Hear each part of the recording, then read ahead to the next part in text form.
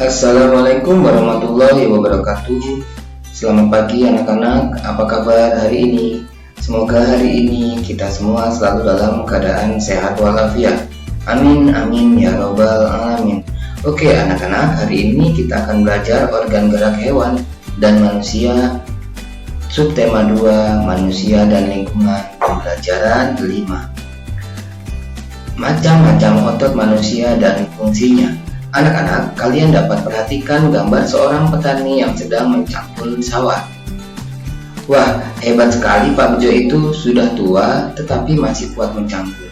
Tulang dan otot-otot tangannya masih kuat mengayun cangkul yang berat. Kakinya pun masih kukuh berdiri dan berjalan di lumpur yang pekat. Puji Beni. Betul sekali Beni, Pak Bejo sudah terbiasa melakukan hal tersebut sejak remaja. Dia pun melakukan sebatas dengan kekuatan dan kemampuannya. Dia tidak pernah memaksakan untuk melakukan kegiatan yang di luar batas kemampuannya. Jika kita paksa, bisa-bisa tangan atau kaki kita bisa cedera, jawab Pak Anto. Nah, anak-anak, otot memiliki peranan penting dalam setiap gerak manusia. Sama halnya dengan tulang, otot merupakan organ gerak aktif manusia dan hewan. Anak-anak, otot adalah jaringan yang ada di dalam tubuh manusia, berupa alat gerak aktif yang menggerakkan tulang sehingga menyebabkan suatu organisme atau individu dapat bergerak. Otot bekerja dengan cara berkontraksi dan berelaksasi. Kontraksi adalah keadaan di mana otot yang memendek, membesar, dan mengeras. Misalnya, kerja otot bisep untuk menaikkan lengan bagian bawah. Adapun relaksasi adalah keadaan otot yang mengendur sehingga bentuk sel otot memanjang. Nah, contoh kerja otot triceps untuk menurunkan lengan bagian atas. Dan kalian dapat perhatikan gambar yang ada di layar. Otot biceps berkontraksi dan triceps berrelaksasi, serta otot triceps berkontraksi dan otot biceps berrelaksasi. Otot memiliki beberapa fungsi, diantaranya yaitu menjalankan dan melaksanakan kerja.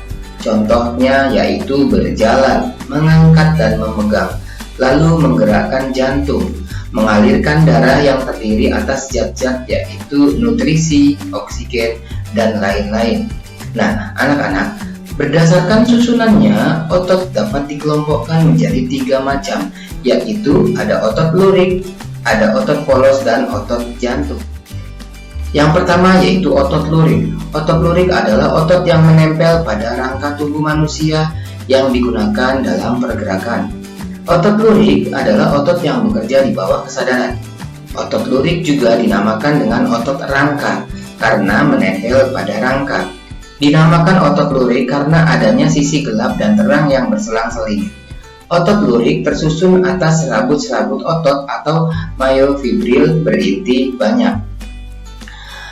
Otot lurik terdapat pada otot punggung, otot dada, otot lengan, otot paha, dan otot pipi.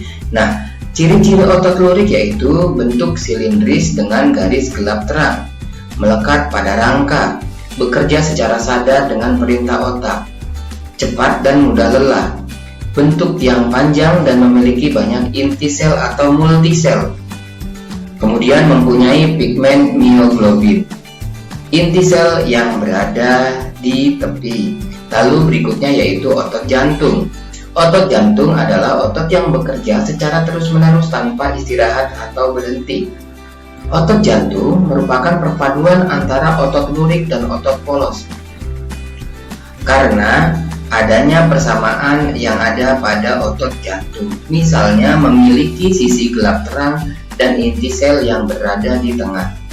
Otot jantung berfungsi dalam memompa darah ke seluruh tubuh. Otot jantung bekerja di bawah kesadaran manusia. Saraf yang mempengaruhi otot jantung adalah saraf simpatik dan parasimpatik. Nah, ciri-ciri otot jantung yaitu yang pertama, otot jantung berbentuk silindris, lalu memiliki percabangan. Otot jantung terletak pada jantung, memiliki satu inti sel yang berada di tengah, kemudian bekerja tanpa kesadaran manusia, lalu bekerja terus-menerus dan tidak membutuhkan istirahat. Oke anak-anak, berikutnya yaitu otot polos.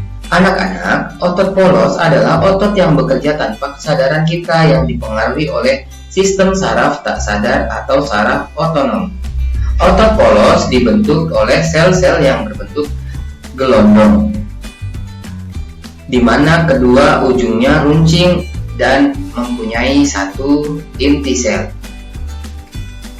Ciri-ciri dari otot polos yaitu waktu kontraksi antara 3 sampai 180 detik.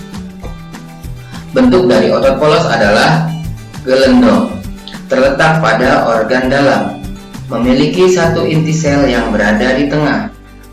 Pergerakannya dari otot polos lambat dan mudah lelah. Kemudian dipengaruhi oleh saraf otonom. Lalu otot polos biasanya berada pada bagian usus, saluran peredaran darah, dan otot di saluran kemih. Tidak diperintah oleh otak atau tidak dipengaruhi oleh otak. Nah, anak-anak, berikut ini perbedaan antara otot lurik, otot jantung, dan otot polos. Untuk pembeda bentuk sel, pada otot lurik silindris dan memanjang, lalu otot jantung bergelondong, kedua ujungnya meruncing, dan tengahnya menggembung. Pada otot polos, bentuk selnya yaitu silindris memanjang dengan ujung yang bercabang. Lalu pembeda pada jumlah inti sel. Otot lurik banyak, otot jantung 1, otot polos lebih dari 1. Lalu untuk letak inti sel, otot lurik di tepi sel, otot jantung di tengah sel, dan otot polos di tengah sel. Pada sistem kerja, otot lurik bekerja secara sadar, otot jantung bekerja secara tidak sadar, dan otot polos juga bekerja secara tidak sadar. Lalu untuk reaksi, pada otot lurik reaksinya cepat, otot jantung reaksi lambat, dan otot polos reaksinya lambat. Lalu untuk gerakan, otot lurik cepat lelah, otot jantung tidak cepat lelah, otot polos tidak cepat lelah. Lalu letak otot. Otot lurik letaknya yaitu melekat pada tulang, sedangkan otot jantung letaknya yaitu pada organ-organ dalam. Kemudian otot polos letaknya pada jantung. Nah, anak-anak, itu adalah pembeda antara otot lurik, otot jantung, dan otot polos.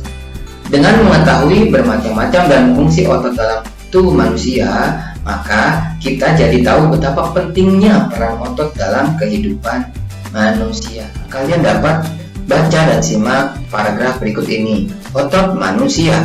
Otot-otot dalam tubuh manusia memiliki beberapa fungsi, tetapi fungsi yang utama adalah untuk bergerak. Adapun fungsi-fungsi yang lain antara lain untuk mendukung tubuh, menjaga postur tubuh, dan menjaga suhu tubuh. Semua fungsi otot tubuh dapat dilakukan apabila otot dalam keadaan sehat, tanpa terjadi gangguan atau kelainan. Anak-anak, otot dalam tubuh manusia berperan dalam gerakan-gerakan yang disengaja. Gerak yang disengaja berarti dilakukan secara sadar dan membutuhkan usaha tersendiri pada tiap-tiap bagian otot. Contoh gerak yang disengaja antara lain berjalan, membungkuk, memutar, memegang, dan mengangkat.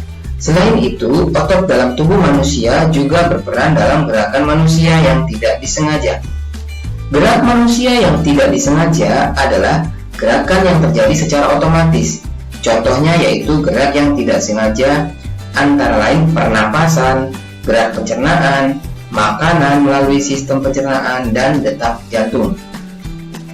Otot dalam tubuh juga berfungsi memberikan dukungan. Otot-otot dalam tubuh manusia, khususnya otot-otot pada rangka, bekerja untuk mendukung tubuh. Misalnya ketika duduk dan berdiri. Otot-otot rangka ini akan melakukan penyesuaian gerakan dengan memperkuat sendi dengan menopang tulang sehingga berada pada posisi yang tepat. Selain itu, otot rangka juga memegang peranan penting dalam menentukan kekuatan tubuh secara keseluruhan dan kemampuan untuk melakukan aktivitas fisik. Dengan otot yang kuat, maka kesehatan tubuh kita juga akan terjaga dan kita pun akan bisa melakukan berbagai gerakan. Fungsi lain dari otot adalah untuk mempertahankan postur tubuh. Otot rangka membantu manusia misalnya untuk berdiri dan mempertahankan sikap gerak. Dalam hal ini, otot-otot tersebut juga membantu menjaga keseimbangan tubuh. Otot juga berperan dalam menjaga suhu tubuh secara keseluruhan. Sistem otot dapat merespon jika tubuh mengalami penurunan dan peningkatan suhu tubuh. Contoh respon otot ketika terjadi penurunan suhu tubuh adalah menggigil. Menggigil adalah respon tidak sengaja di mana otot berkontraksi secara tepat untuk menghasilkan panas. Otot yang menggigil tersebut menuntut peningkatan darah yang mengandung oksigen untuk meningkatkan suhu tubuh. Nah, anak-anak, bacaan terdiri dari beberapa paragraf. Setiap paragraf memiliki ide pokok. Kalian masih ingat ide pokok? Ide pokok adalah ide yang menjadi dasar penulisan paragraf. Ide pokok memiliki cakupan yang luas dan menjadi hal penting dalam suatu bacaan. Ide pokok terdapat pada kalimat utama. Kalimat utama tersebut diikuti kalimat penjelas hingga membentuk suatu paragraf. Nah, anak-anak, tugas yang pertama, kalian tentukan ide pokok berdasarkan dari paragraf yang barusan kalian baca dan simak. Oke anak-anak, berikutnya yaitu desain dan ragam gambar pada cover. Cover, kalian masih ingat, adalah bagian terluar buku. Cover dibuat dengan tujuan untuk melindungi isi buku dan menarik minat baca. Nah anak-anak, berikut ini adalah langkah-langkah membuat cover agar terlihat indah. Yang pertama, memahami keseluruhan isi buku, lalu menentukan judul, nama pengarang, dan nama penerbit buku. Lalu membuat desain sesuai dengan isi buku. Kemudian menyusun tulisan dan gambar pada cover yang sesuai isi buku. Lalu memberi tampilan yang menarik dan mewarnainya. Anak-anak, ada dua macam desain dalam membuat cover, yaitu yang pertama cover yang dengan latar berwarna putih dan tulisan sederhana. Pada jenis ini tidak ada gambar yang memenuhi halaman, bahkan terkadang hanya berisi judul, nama pengarang, dan nama penerbit. Dengan demikian, yang nampak domain adalah warna putih dan ruang kosong. Ruang kosong semacam ini dimaksudkan sebagai ruang yang lega agar mata tidak sesak terpenuhi oleh gambar. Lalu yang kedua yaitu desain penuh warna dan gambar. Anak-anak, pada jenis ini bagian yang didomain adalah gambar ilustrasi dan judul.